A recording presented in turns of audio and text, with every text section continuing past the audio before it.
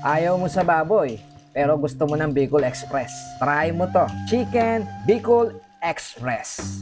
Alam nyo ba na ang Bicol Express na sobrang hanghang at malinamnam ay hindi pala originality galing sa Bicol?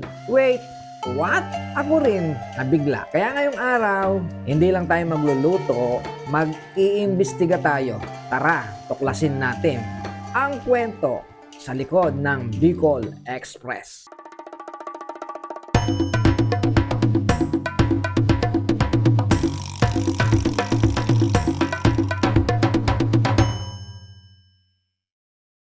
Habang linuluto natin ito from the scratch, okay, so eto yung mga kakailanganin natin para sa Chicken Bicol Express. Siyempre, chicken yung gagamitin natin instead na baboy. Meron tayong coconut milk at siyempre meron tayong siling pula, green, sibuyas, bawang.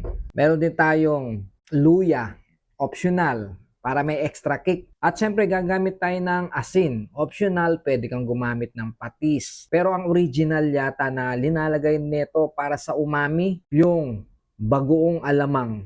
So ngayon ako gagamit lang ako ng asin. Chop lang tayo ng ingredient. Medium lang ang hiwa ng manok o kaya bite size. Bawang, dudurugin. Sibuyas, pipinuhin. At syempre yung ating mga sili at luya. O ready na ba tayong lumuha para sa sibuyas? Someday you'll have it your way. Maybe someday it'll all work out. Until then, nope, a nope, a nope, a nope, definitely nope, a nope, nope, a nope. Probably never, ever, ever, ever, ever, ever gonna happen. Oh no. So ngayon guys, mag-umpisa na tayo magluto ng ating Chicken Bicol Express. So ito yung gagamitin natin, yung bago nating armas na pinadala ng ating hipag. So ito, siyempre, maganda di ba? So paano kaya maiwasan na mangitim itong gilid, itong design? So ayan ito guys, ito napa-order tayo sa online ng conduction heating plate. So, ayan, ilalagay natin dito sa ating gas stove. Ayan. Tapos, painitin lang natin.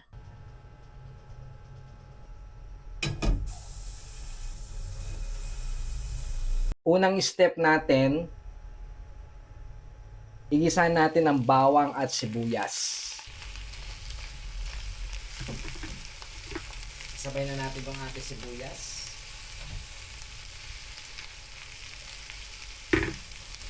Amoy pa lang. Ulam na.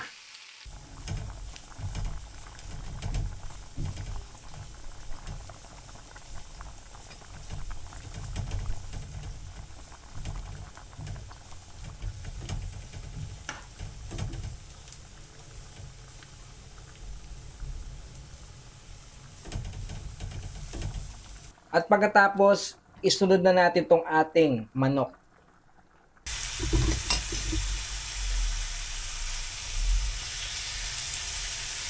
Lutuin natin hanggang medyo golden at may konting shear.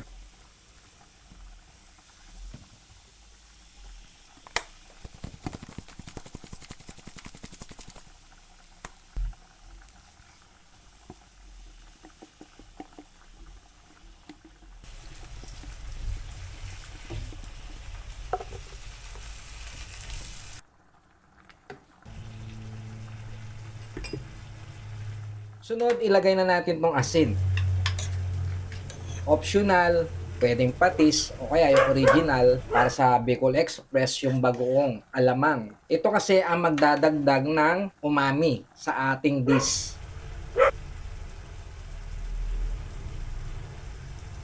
Then, ang main event, ang gata, ilagay na natin.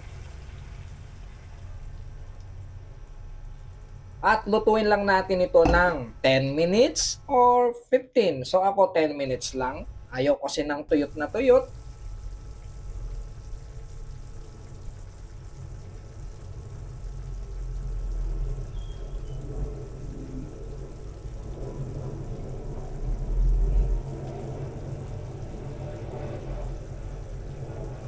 Ngayon naman, ilalagay ko tong ating luya. So, optional din. Pwede mo siyang isama sa ginisa. Ako, hindi ko sa sinama sa ginisa. Nakalimutan ko. Kaya, ilalagay ko na lang bago ko ilagay yung sili. So, mas maganda kasama yun sa ginisa.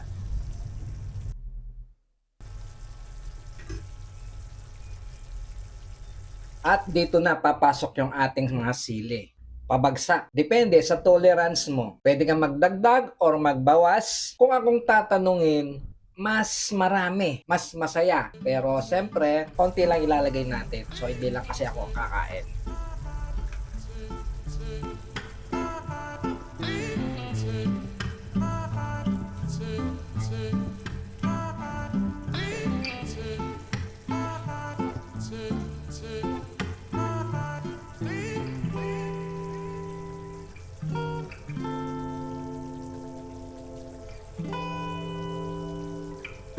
Ayan, tikman na natin ang Bicol Express na may kwento at may hanghang.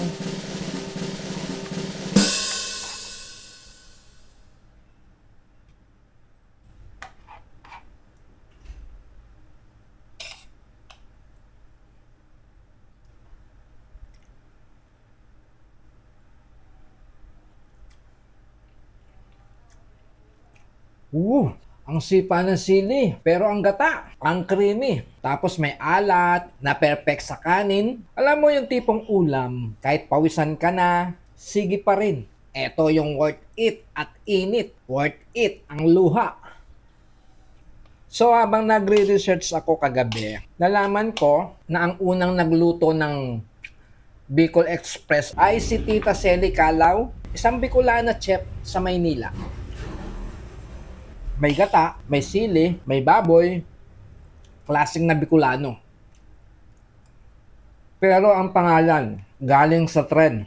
Habang nagluluto si Tita Celi, may narinig siyang Bicol Express sa announcement ng trend sa release. Boom!